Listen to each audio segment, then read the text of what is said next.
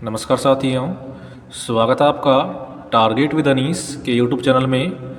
तो दोस्तों, UP board के एग्ज़ाम को देखते हुए आज से हम शुरू कर रहे हैं यूपी बोर्ड की क्लास, जिसमें आज हम करने वाले हैं जीव विज्ञान के चैप्टर फर्स्ट के एमसीक्यूज़, जो आपके एग्ज़ाम के लिए इम्पोर्टेंट हो सकते हैं। तो शुरू करते हैं। तो पहला क्वेश्चन है, आवर्तबीजी पौधों में पुंकेसर है। ऑप्शन है मादा जननांग, ऑप्शन बी है नर जननांग, ऑप्शन सी है के एवं ख दोनों। तो इसका आंसर होगा ऑप्शन ख, नर जननांग। क्वेश्चन नंबर 2 है, एक प्रारूपिक आवर्तबीजी परागकोश में लघु बीजाणु धानियों की संख्या होती है। ऑप्शन है 1, 2, 3 या 4। तो इसका आंसर है 4। क्वेश्चन नंबर 3 है, प्रतिमुखी कोशिकाएं वह होती हैं जो उपस्थित होती हैं निभागीय छोर पर, अंडद्वारीय छोर पर, मध्य में या इनमें से कोई नहीं।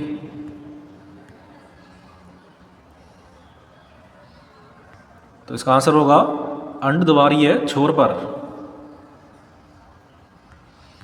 क्वेश्चन नंबर 4 है, निम्न में से कौन सी कोशिकाएं सभी प्रकार के भ्रूण कोश में पाई जाती हैं।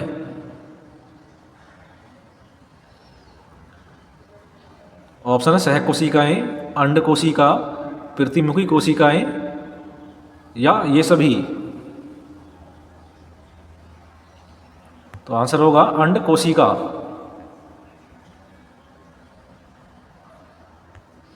क्वेश्चन 5 है, जौ के 100 दाने बनाने के लिए अर्धसूत्री विभाजन की आवश्यकता होती है। ऑप्शन है 50, 125, 25 या 75।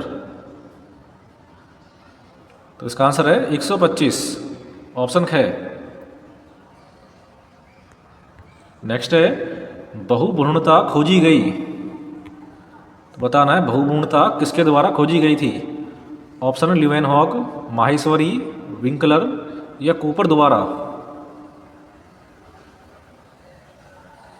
तो आंसर है ल्यूवेनहॉक द्वारा, ऑप्शन के।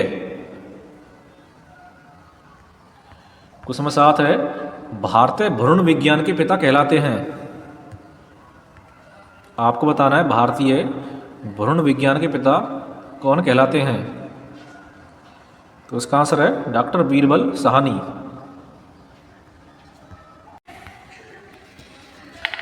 क्वेश्चन नंबर 8 है, परिन भ्रूणपोष या पेरिस्पर्म अवशेष है। ऑप्शन है बाह्य अध्यावरण, भ्रूणपोष, अंत्य अध्यावरण या बीजांडकाय। तो इसका आंसर होगा बीजांडकाय। क्वेश्चन नंबर 9 है, पराग नलिका का अध्यावरण द्वारा बीजाणु प्रवेश कहलाता है। तो इसका आंसर होगा ऑप्शन है इनमें से कोई नहीं।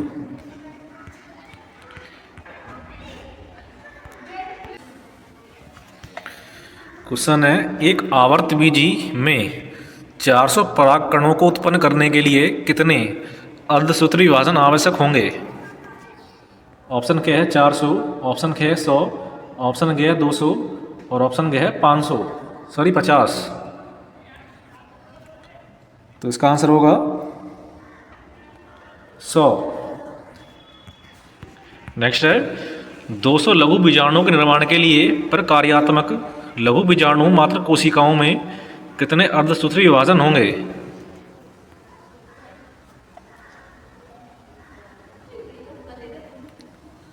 तो इसका आंसर होगा 100। नेक्स्ट है, एक प्रारूपी आवर्तबीजी भ्रूणकोश परिपक्व होने पर होता है। तो इसका आंसर होगा ऑप्शन के 8 केंद्रीय और 7 कोशिकीय। नेक्स्ट है, सैल्विया में परागण होता है। सैल्विया में परागण होता है कीटों द्वारा। नेक्स्ट है, एक ही पादप के एक पुष्प के परागकणों का दूसरे पुष्प के वर्तिकाग्र तक का स्थानांतरण कहलाता है।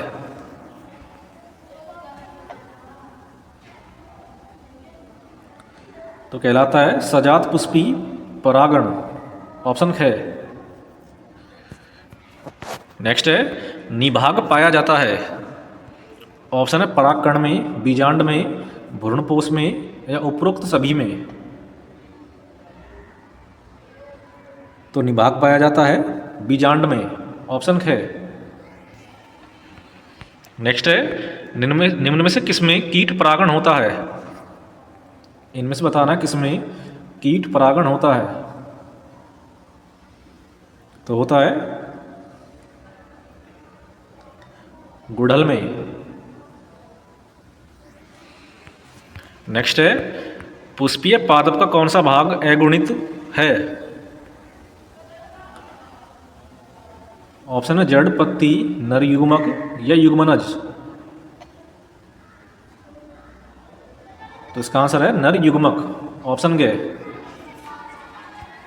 नेक्स्ट है, आवर्तबीजी पादपों के पुष्प के नर जनन अंग को कहा जाता है। आवर्तबीजी पादपों के पुष्प के नर जनन अंग को कहा जाता है पुमंग। क्वेश्चन 19 है, आवर्तबीजी पौधे का भ्रूणपोष होता है। आवर्तबीजी पौधे का भ्रूणपोष होता है त्रिगुणित। नेक्स्ट है, जल परागित पादप का नाम है। इन्हें से बताना है आपको कौन सा जल परागित पादप का नाम है। ऑप्शन हाइड्रीला, मटर, नींबू या इनमें से कोई नहीं।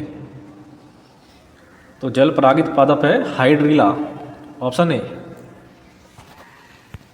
नेक्स्ट है, दोहरा निषेचन होता है। इनमें से बताना किसमें दोहरा निषेचन होता है।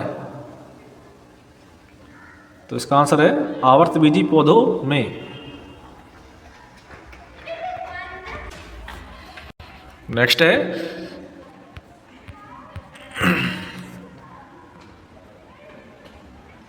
निम्न से कौन कूट फल है? इनमें से बताना कौन सा कूट फल है। तो कूट फल का उदाहरण है सेब। नेक्स्ट है, भ्रूणपोष में गुणसूत्रों की संख्या होती है। आपको बताना है भ्रूणपोष में गुणसूत्रों की संख्या होती है। तो होती है 3x। नेक्स्ट है, निम्न से कौन सा एक आभासी फल नहीं है। इनमें से आपको बताना है कौन सा आभासी फल नहीं है।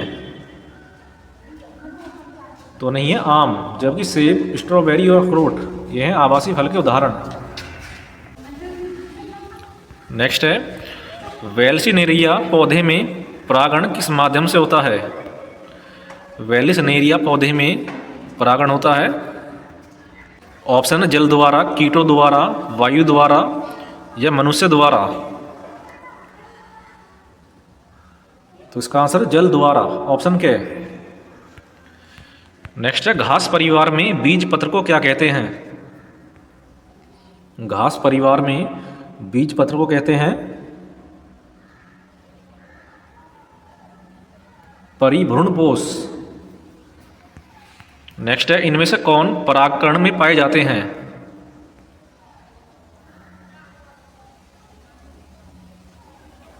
तो इसका आंसर है एक जनन कोशिका तथा एक नलिका कोशिका। नेक्स्ट है, एक परागकोश में परागधानियों की संख्या होती है। एक परागकोश में परागधानियों की संख्या होती है,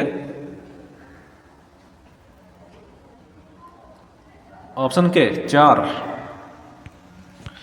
क्वेश्चन नंबर 30 है, निम्न में से कौन सी वायु परागण की विशेषता नहीं है? वायु परागकण की विशेषता नहीं है,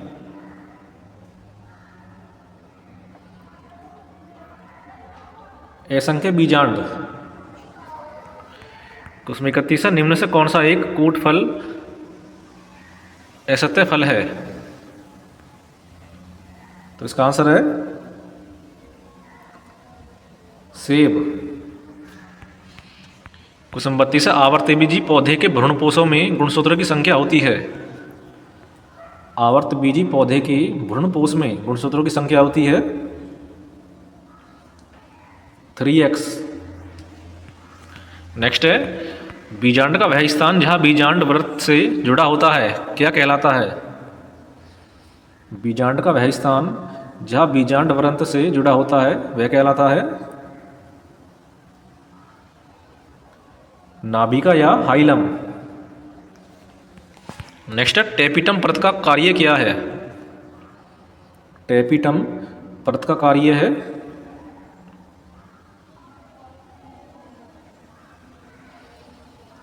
परागकणों को पोषण। नेक्स्ट आवर्तबीजी पौधे का भ्रूणपोष होता है।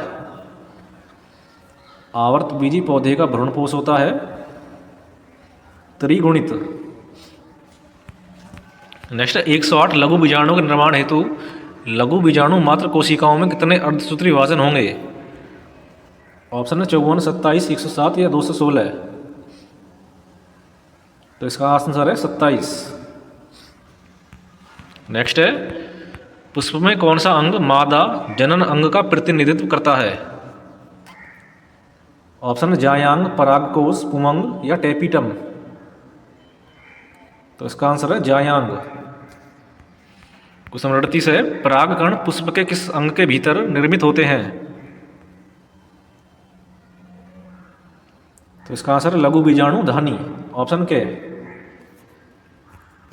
नेक्स्ट इनमें से किसकी मौजूदगी के कारण परागकण जीवाश्म के रूप में अच्छी तरह संरक्षित होते हैं?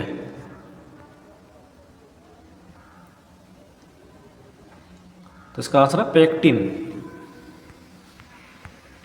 क्वेश्चन नंबर 40 है निम्न से कौन सा आभासी फल नहीं है? तो इसका आंसर आपको बताना है कमेंट बॉक्स में कि इनमें से कौन सा आभासी फल नहीं है।